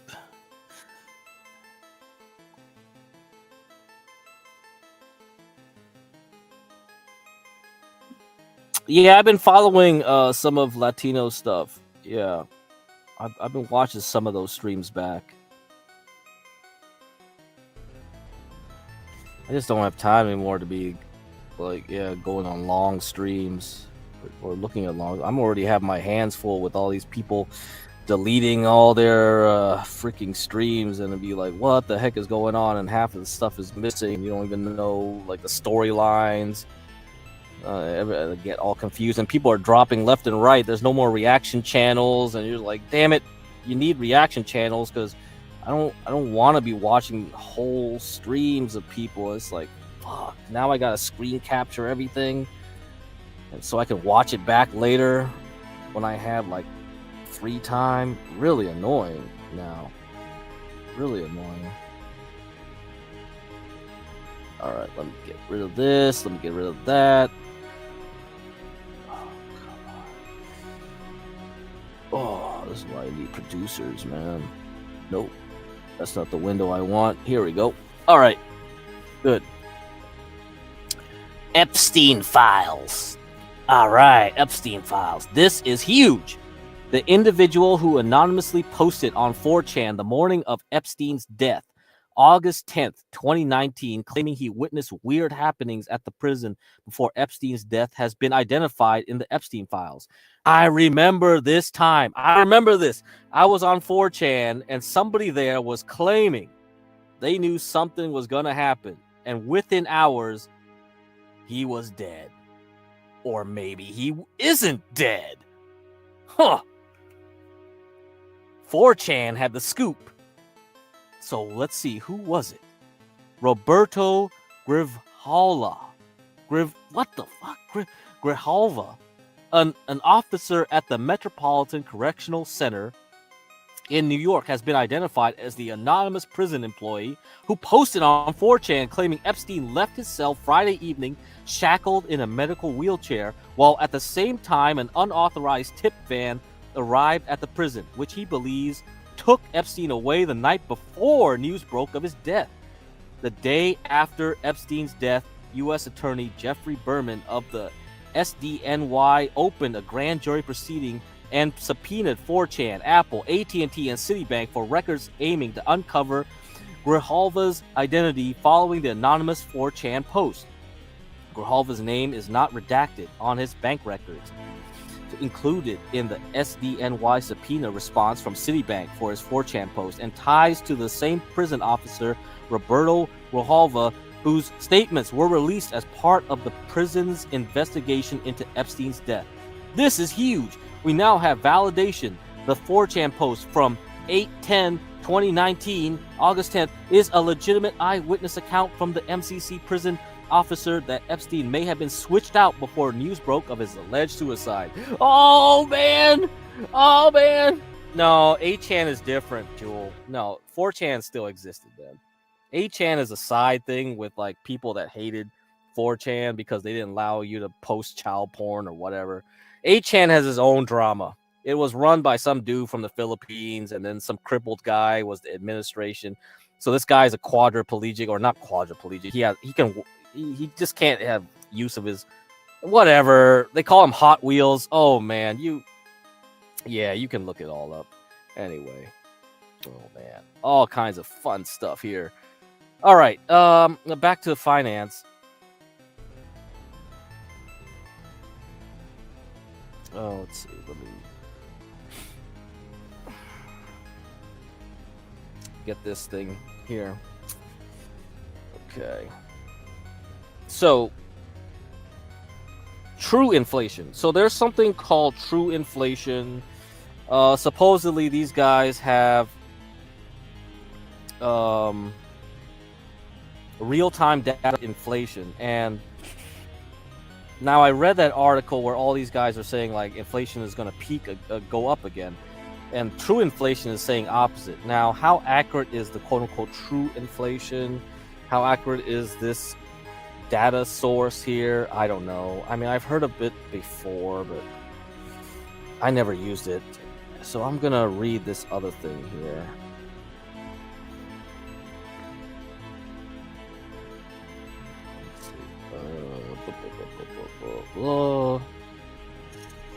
Okay, and we might finish this off tomorrow because it's already 2 hours. I'm not going to read this stuff here. So, credibility problems. So this is from the market monetarist. The Fed isn't convincing and true inflation isn't true. So this guy doesn't believe in true inflation. Today we got the U.S. CPI number for January. So this was written when? I don't know. It's just, I will screen capped it today, but or something yesterday. This thing doesn't have a date, huh? Okay, let me see. February 13th, 2025. Okay, it's pretty recent then. So this is fresh. Both headline inflation and core inflation came in higher than expected. Headline inflation, blah, blah, blah, blah, blah. This is hardly good news. However, we should be very careful about drawing too many conclusions from month-to-month changes. This is why I've taken a broader view. I've looked at 1, 3, 6, 12-month growth rates in both CPI and core CPI annualized and combine all these into a single number. This approach should help filter out the noise in the data and capture the underlying trend. You can see this in the graph above, where I show the deep CPI trend against the Fed's 2% target, along with the range of 3-month moving average inflation rates. Okay. What we observe is what I call the deep CPI trend was falling after an inflation shock of 2021 to 2022, but we never quite managed to return to 2%. Just as we were almost there about 6 months ago, the deep CPI started to move up again. We're now almost at 4%, far above the Federal Reserve's official inflation target. We're seeing something similar in consumer inflation expectations, which have become stuck above 2% and have recently increased sharply. All right, some thoughts on true inflation. When the truth isn't so truthful. Many of my readers have been asking me about True Inflation Index, which despite its named implications might not be telling us the whole truth about inflation dynamics. True Inflation is a digital platform that calculates inflation in real time by gathering data from a wide range of sources. It uses blockchain technology to ensure transparency and accessibility for everyone. The goal is to provide a more dynamic, up-to-date picture of price developments in the economy. The index is showing a rather different picture, with inflation dropping sharply, but there are good reasons to be skeptical. So this has happened before. I've long been an advocate of using high-frequency indicators in monetary and economic analysis, and I was initially quite excited about true inflation and have often used its data. However, I'm becoming increasingly skeptical about its methodology. The main problem is that true inflation adjusts the weights for different commodity groups monthly. This creates significant jumps in the data, particularly visible at the start of each month when these weights adjustments take effect. Okay, so that's the problem there. So it's dynamically adjusting the weights. The Fed only changes the weights from time to time, okay? So that's why you have a lot of websites talking about how the Fed has shadow like information or whatever. Okay. I might get into that some other time. Okay, that's a whole nother game, another time about it. All right, 2 hours, 3 minutes, done here. You know about NSA, Ghidra? You have the PSYOP version, respectively. I don't know anything about that. If you guys know more about 4chan or 8chan or all that stuff, I don't know any of that. That's all I know. I just know 4chan was a place where I went to go shitpost, and then something happened where these guys broke off and made 8chan. There's another guy, you can look him up, Gahul. Gahul made his own like chan called TV Chan. So whoever's still in chat, who knows the sphere I come from, would know him. He also has some lore on 8chan and whatever. Those guys played around in those places. I don't know any of that stuff. I rarely went on 8chan when it was made, so that's it. Yeah, Gahul. So no, I wasn't a hardcore Chan guy. I was just on 4chan. That was it. Most of the time I just read stuff. And then shit post from time to time, but most of the time I just read stuff because I like to see what bullshit people are stirring up, you know, and memes too. Memes are always good. But yeah, I'm probably not the guy. You can talk to other people. They probably know more. But I'll put these posts here. Medium. Okay, tall. Okay. Yeah. So you guys can see some of those comments here. And I'll take this off. Easier to read. But I don't know. We might have to find someone who knows 4chan, 8chan, and all the Chan histories. 2chan. There was 2chan, right? The Japanese Chans before the American ones. So